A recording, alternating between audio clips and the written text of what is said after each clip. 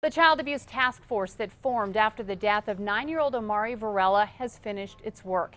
It's recommending big changes to how APD and CYFD work together. News 13's Chris McKee is live in the Newsplex with that. Case revealed that CYFD and APD dropped the ball and didn't help the little boy who police say was killed by his mother. The case led to one officer's firing, another suspended, and two others reprimanded. So one of the biggest changes made by the task force today is how officers will respond to child abuse calls. What's different is if I'm a police officer and I get dispatched to one of these difficult cases, I have a resource to contact right then and there. They come to my scene and then they help me make those very important decisions.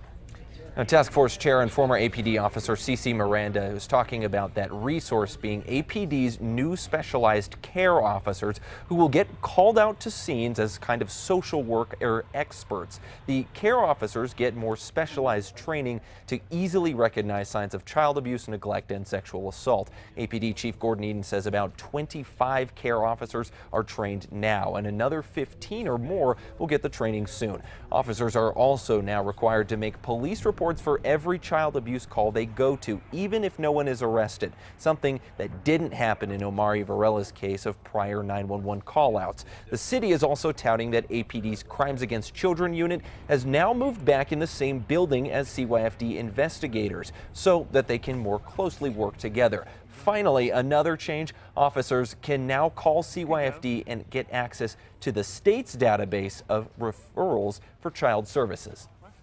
The officers know what that historical data is that CYFD has in our records upon arriving on scene, and that's based on the numbers that we've seen. That is being utilized and is proving to be very effective. Now, in addition to that link, the city says it's also putting $100,000 about into a new shared website that they're still building. That website will allow officers and CYFD to share records together. Kim, back to you. Okay, thanks, Chris. Now, APD says the new care officers will get a bump in pay along with the specialized training.